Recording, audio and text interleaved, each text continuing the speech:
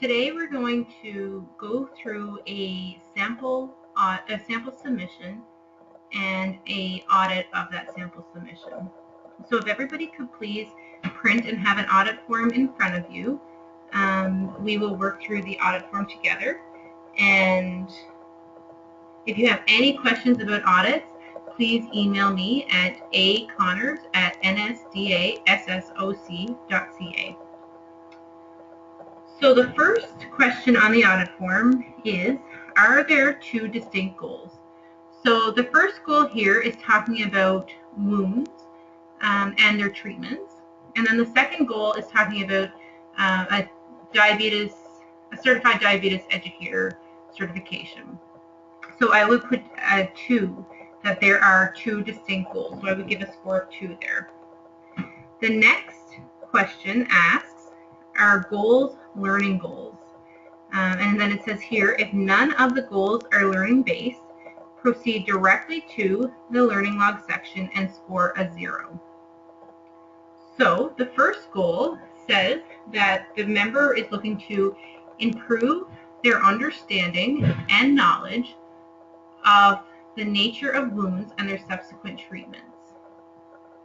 So for this section, the aim is clearly going to be learning and increased knowledge. So for that goal, I would give a 4 out of 4. The next goal says, I will gain my certified diabetes educator certification. So based on that goal alone, just reading the actual goal, it does not appear that she's going to focus that goal on the learning rather than on the accomplishment of getting that certification. But before I would mark anything in that section, I would just scroll down to the learning log to see if there's any learning. So the first entry says that the member had gained 800 hours of diabetes care in the past 3 years. And then you go over and you see what the outcome of learning is, and there's no real learning there. And the next one says, I completed an online examination registration. So you go over, and again, no real learning identified. The member paid her fee or his fee, no learning identified. And then they completed the exam. And again, there's no learning identified here. Basically just says that the certification has been gained. But no report of anywhere here of increased knowledge in the area of diabetes.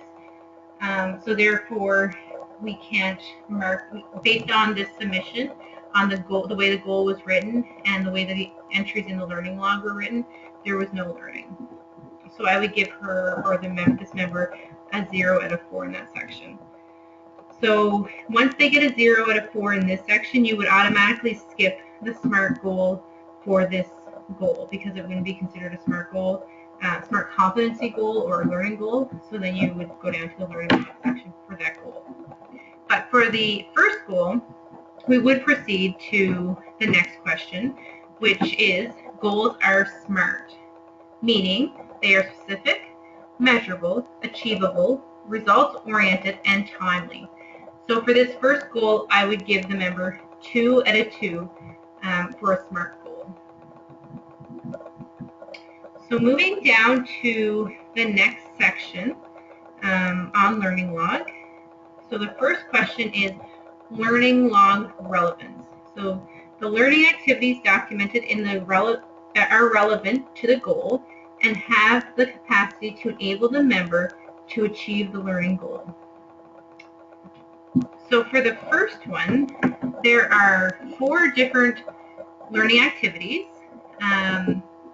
and in the learning outcome or outcome of learning impact on practice section, the member definitely focused on what the learning was and how it would impact her practice or how she would implement it into practice. So for this goal, I would give the member 4 out of 4. And this section is really about using your own discretion. If somebody attends 1 workshop, they may achieve their goal. If they read 1 article, they may achieve their goal and they may not achieve their goal. So it's really important to look on the outcome of learning and try to identify if you feel the member has met their learning goal based on the education that they, or the learning activities that they have recorded in their learning log. So there is some auditor discretion in this audit. For goal number 2, learning log relevance, we would scroll down. And we already went through these. So for this section, I would give the member a 0 out of 4 because there was really no learning identified. So again, I would give a 0 out of 4 in that section for a total of 4 out of 8 on that whole category. The next question on the audit is, there is diversity of learning events, methods of learning related to the goal. So you'd give 1 point for each type of learning approach demonstrated. So for the first goal, the member attended 3 different presentations on wound care. So because they're all presentations and not a combination of, for example, a journal or a study group, case studies, or peer collaboration, reviewing articles, writing a critical reflection, because it's only based on attending a presentation, this member would just get a 1 out of 3 on that section because it's just the one single type of learning. There's 4 different events, but 1 type of learning. So I would give a 1 out of 3 in that section. And then for the goal number 2, where there were no learning events, then I would give a 0 out of 3 for that section, for that member. So then we would move down to the next little column. It says critical reflection related to goal number 1. And critical reflection says on the bottom, says critical reflection is clearly evident in how learning impacted practice or how learning will be integrated into practice. So this is for goal number 1, and I would give this member a 6 because they were this member for goal number 1 was very clear how her new knowledge of wound care and wounds and wound treatments would improve, and how her practice was impacted because of it. So I would give her a 6 out of 6, or the member a 6 out of 6 on this section. And then the next section is critical reflection related to goal number 2. And as we had already looked at her learning log section for that second goal, we know there was no critical reflection there. So we would give that member a 0 out of 6 for that section.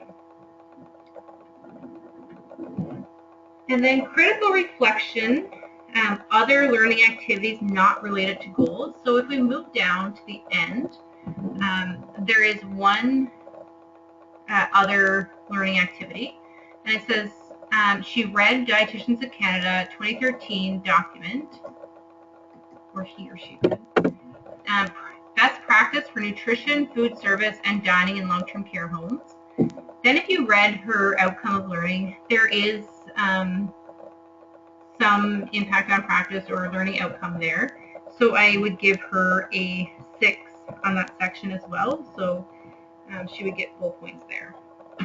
Then the next section says at least one activity each year is related to acts as a reliable source for current food and nutrition information.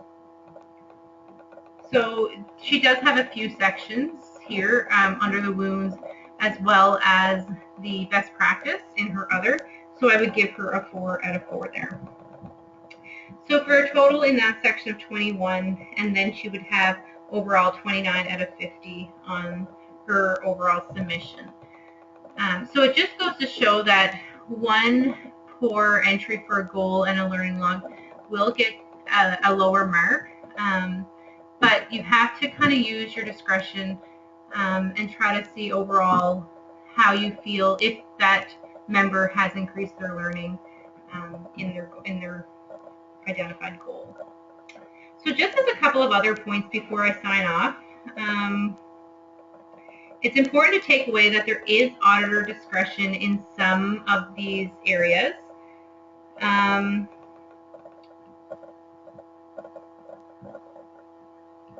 Goal distinction.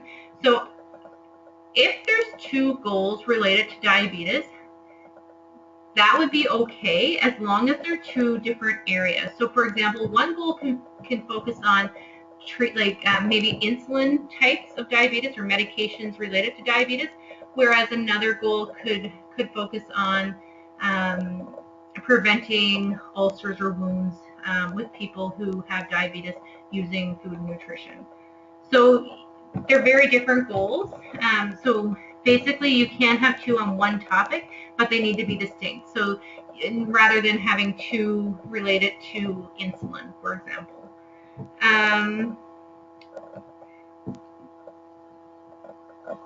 Another one is when you're looking at SMART goals, we ask them to be specific, but also we have a lot of questions of people who are brand new to a certain area of dietetics, and their goal may be a little more broad starting out, but as they focus in on their career, so for example, a first goal may be broad, but then next year they may, through their first goal and achieving their first goal, they may find a more specific area that they'd like to focus on within that goal. So then next year their goals would be more specific. Unfortunately, there's no way in telling that here, but when we're looking at a goal and you think, well, that's a little broad, we have to be mindful that this member could be in the early stages of their career where they're trying to learn a little bit about the whole aspect of a certain topic. And then as they get going in their goal and in their learning, that next year they will kind of focus in on one aspect of that learning.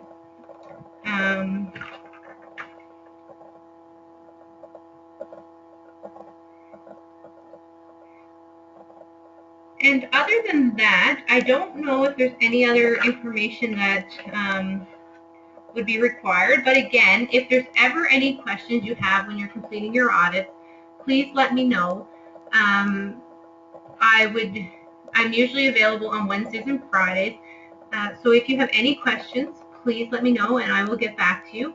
Or if somebody's done a poor job, or if you feel that they've done a poor job on their audit and they score below 50, then it would be a referral review, meaning that another auditor would review it, and then the feedback would be provided to the member following a second review of that audit. So if you're feeling like you need to give them a bit higher points because of that, don't worry, because it would be reviewed again if they have poor feedback kind of thing. So that is one thing to keep in mind. If you feel that partnering up with another auditor, let me know, and I will put a call out to see if anybody else in your area would like to partner up and complete the audits with you. And then that way you can bounce some ideas off of another auditor. But again, I am available for any questions in terms of auditing. So I guess that would clue up today's education. And if you have any questions, please let me know.